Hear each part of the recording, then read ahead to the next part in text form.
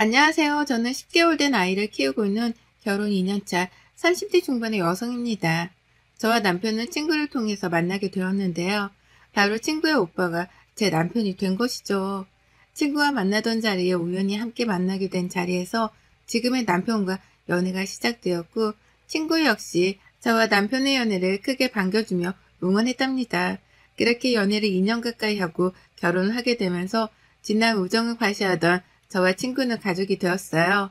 저는 아가씨와 10년이 넘는 세월 동안 친구로 지냈기 때문에 서로 가족에 대한 부분도 알 만큼 알았어요. 그래서 시부모님과도 자연스럽게 오랜 인연이 이어져 왔던 터라 더없이 좋은 결혼 생활이 이어질 거라고 생각했어요. 그리고 결혼 후 아이를 낳기 전까지만 해도 좋았죠. 아니, 그보다는 아가씨와 새언니의 관계가 된 친구보다 조금 더 늦게 아이를 낳기 전까지만이라고 해야 맞을 것 같아요. 저보다 늦게 결혼한 아가씨가 저보다 먼저 임신을 하고 아이를 낳으면서 저의 단란했던 결혼의 행복은 깨지게 되고 말았거든요. 저는 결혼과 동시에 바로 아이를 낳고 싶었는데 생각보다 빨리 찾아와 주지 못했어요. 그러던 중 저보다 결혼을 늦게 한 아가씨에게 먼저 아이가 찾아왔고, 그때부터 아가씨와 시어머니의 태도는 돌변했습니다. 시어머니께서는 아가씨가 임신하자마자 시댁에서 생활할 수 있도록 하면서 임신 안정기까지 아가씨를 케어했는데요. 워낙 아가씨가 체력이 좋은 편이 아니었던 만큼 저 역시도 부모님과 편안하게 생활하는 건 역시 나쁘지 않다고 생각했죠. 그런데 시어머니는 아가씨가 시댁으로 들어간 날부터 제게 전화를 해서 시댁으로 부르기 시작했습니다. 아가씨가 임신을 했고 더군다나 우리 집 첫 손주인데 퇴근하고 와서 같이 이야기도 하고 시간도 보내고 하면 좀 좋겠니? 너는 퇴근하고 나면 할 것도 없잖니? 어머니, 지난주 내내 갔었고 어제도 그제도 갔었는데 오늘은 오빠랑 같이 오붓하게 저녁 먹으면 안 될까요? 시어머니는 임신하고 급하게 회사를 그만두고 집에서만 생활하게 된 아가씨가 가엾지 않냐고 했습니다. 그러면서 제게 그냥 아가씨도 아니고 10년을 넘게 가장 친한 친구로 지냈으면서 야박하게 굴 거냐고 하더군요. 그래서 저는 시댁과 저희 신혼집 거리도 멀고 늦은 시간까지 시댁에 있다 집에 가는 것이 힘들다고 했어요. 다음날 출근에도 영향을 준다고요. 그 말을 들은 시어머니께서는 돈 몇 푼 번다고 이렇게 시댁에 유세 떠는 것 아니라며 누가 너보고 돈 벌라고 했냐며 얘나 가지라니까 얘도 못 가진다며 알겠다고 끊더군요. 그렇잖아도 임신이 생각보다 쉽지 않아 속이 상했던 시기라 남편에게 전화를 걸어 많이 울었습니다. 그 후에도 시댁은 임신한 아가씨의 중심으로 돌아갔습니다. 바쁜 아가씨 남편을 대신해서 수시로 저와 남편에게 먹고 싶은 음식을 배달시키거나 필요한 물품을 요구하곤 했죠. 남편 역시 처음 임신한 동생을 챙겨주는 것을 기분 나빠하지 않았어요. 그렇게 아가씨의 임신이 안정기에 접어들 때쯤 퇴근하려는 제게 아가씨의 연락이 왔습니다. 야, 너 요즘 너무 시댁에 안 오는 거 아니냐? 우리 엄마 같은 시어머니 없다? 보니까 전화도 잘 안 하고 아가씨가 임신해서 5개월이 다 되어가는데 뭐 필요한 것 없냐고 묻지도 않고 섭섭하다? 우리 오빠만 불쌍하지.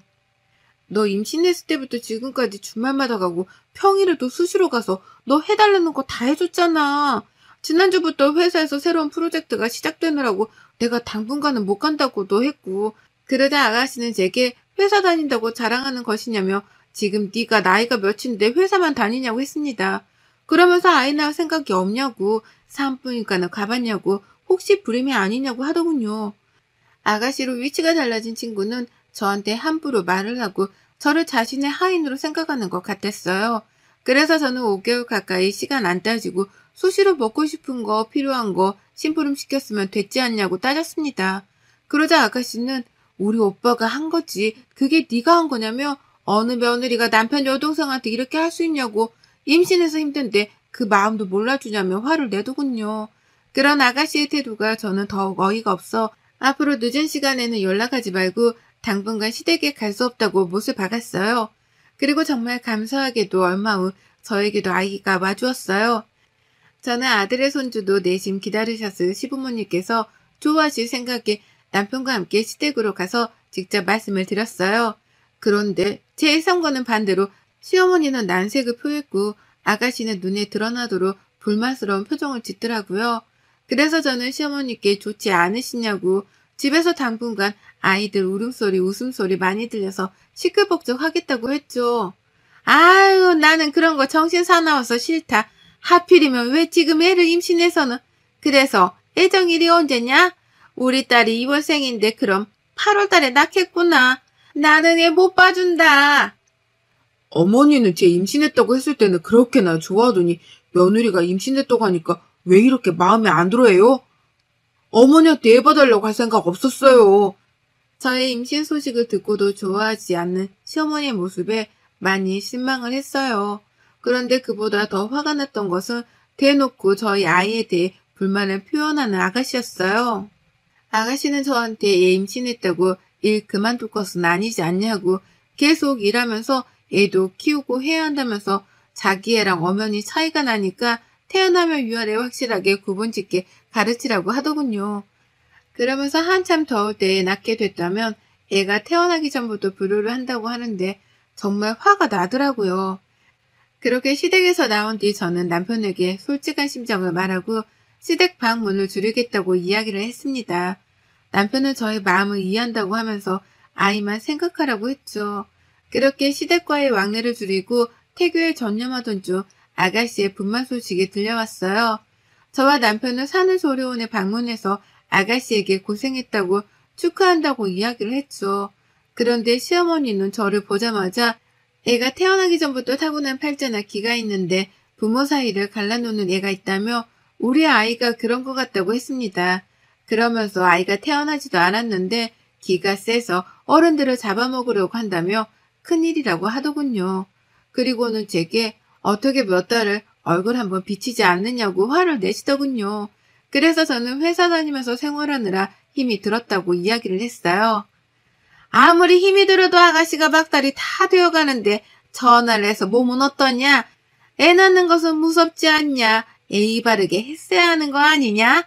너는 너만 애를 가졌니? 너만 임신했어? 왜 이렇게 사사건건 치마 특별하다고 들어?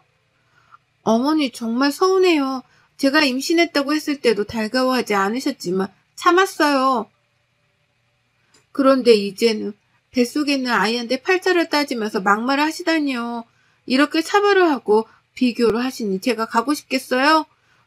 제가 소리를 치자 시어머니께서는 제게 손가락질을 하면서 누가 언제 임신하라고 했냐고, 눈치 없이 왜 지금 임신을 해서는 이 사나를 만들냐고 화를 내더군요. 그러면서 제게 재수없게 한 집안에 연달아 애를 만든 것도 모자라서 성격까지 버렸다고 했습니다. 그 말을 들은 남편은 시어머니께 왜 이렇게 변했냐며 왜 모든 것을 못마땅히 하냐고 묻더군요. 우리가 임신한 것이 어머니나 동생한테 잘못한 거냐고 화를 냈어요.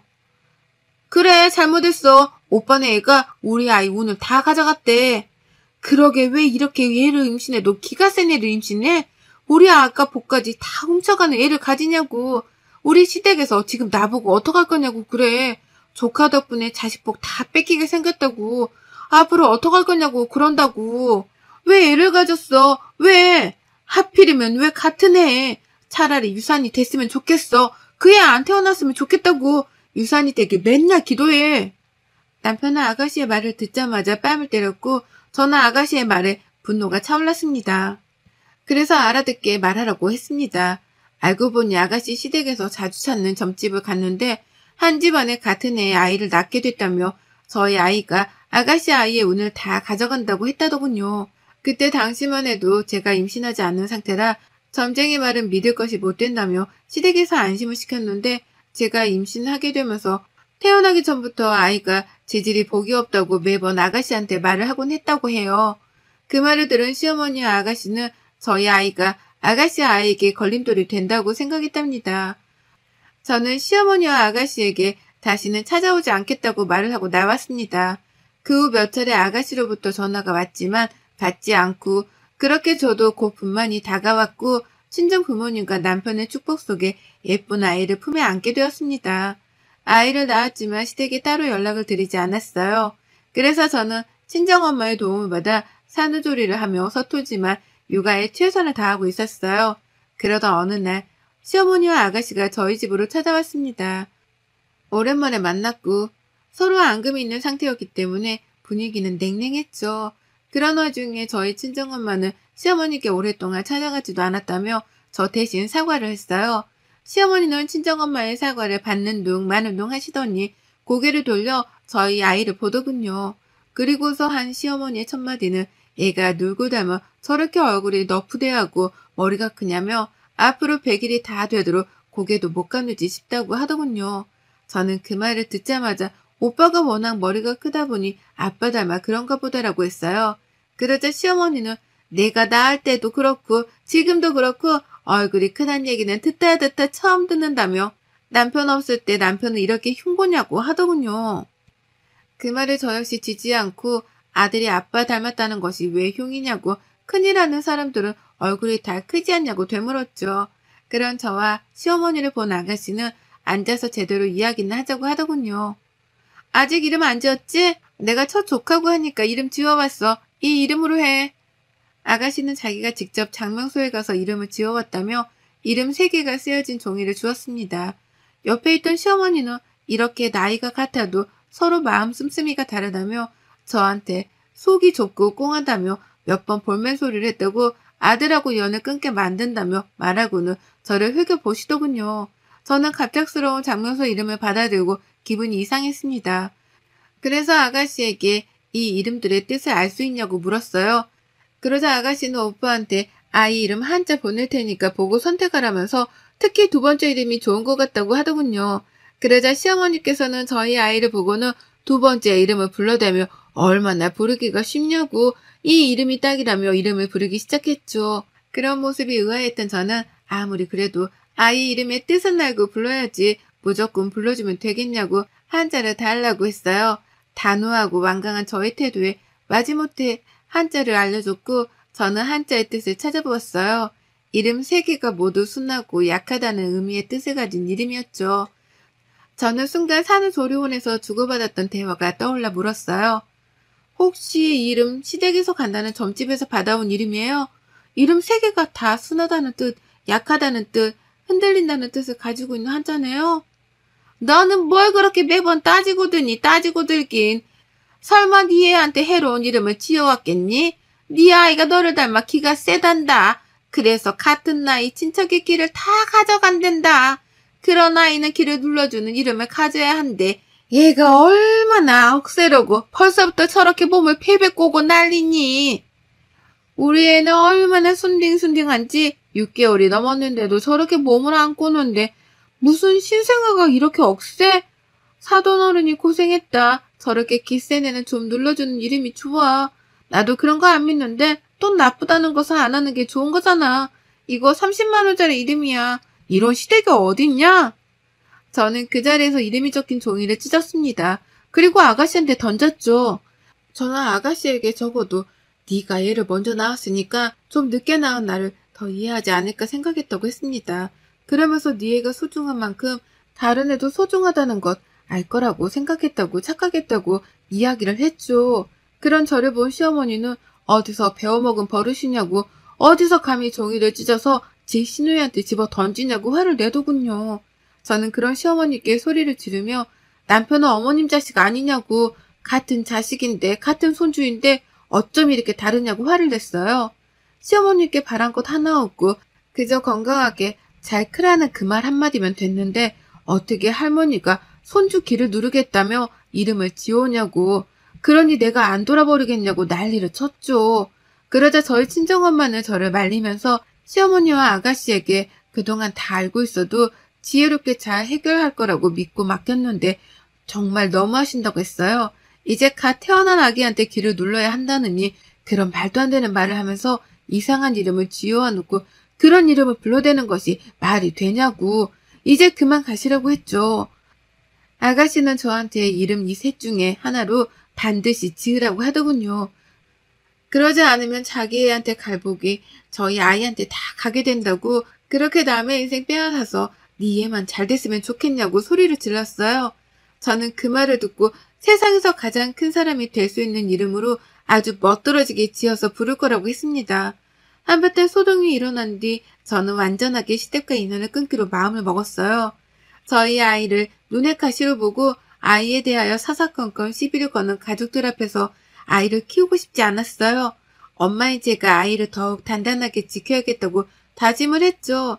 그리고 남편 역시 시어머니의 아가씨 행동에 분노를 했고 시댁이 절대 아이를 데리고 가지 않겠다고 이야기를 했어요.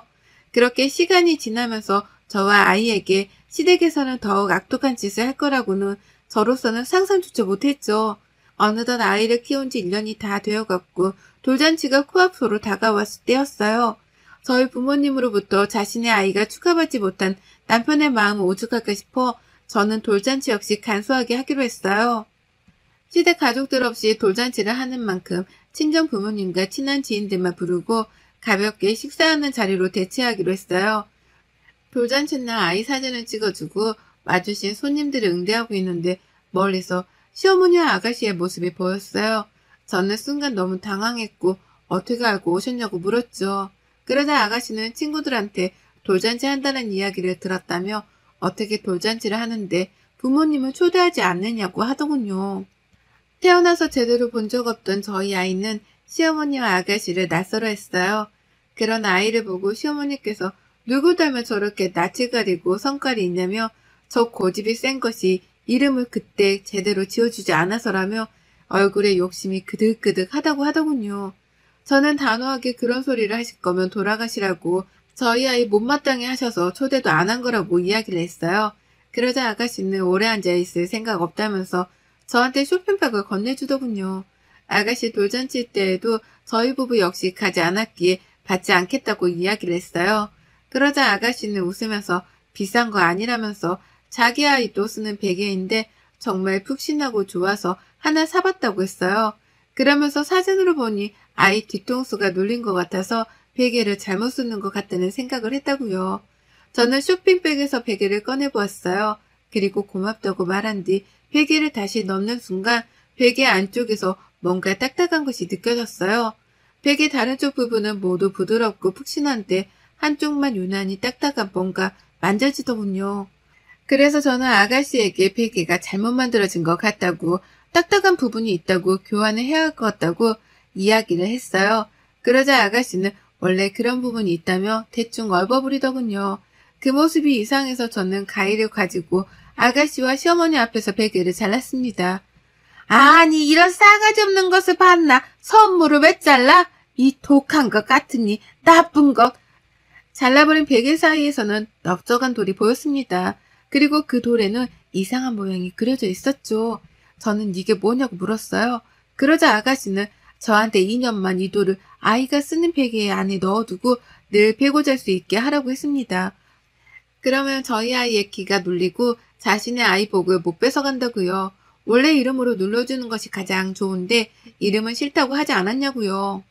그러면서 아이 돌 되기 전부터 베고 잤어야 했는데 이미 돌이 다 되어가니까 2년 동안은 베고 있어야 한다고요. 저는 그 말에 기가 막히더군요. 이렇게 딱딱한 돌을 베고 자라고? 야, 네 애한테 베고 자라고 해.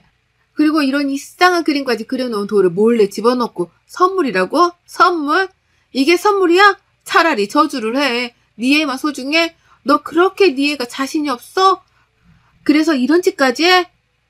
내가 나만 좋자고 그래? 네 애가 너랑 오빠 사이도 갈라놓는다고. 너랑 우리 엄마 사이 얼마나 좋았냐? 그런데 이것 봐. 네 애 생기고 나서 이렇게 됐잖아. 네 애가 기가 세서 그런다고.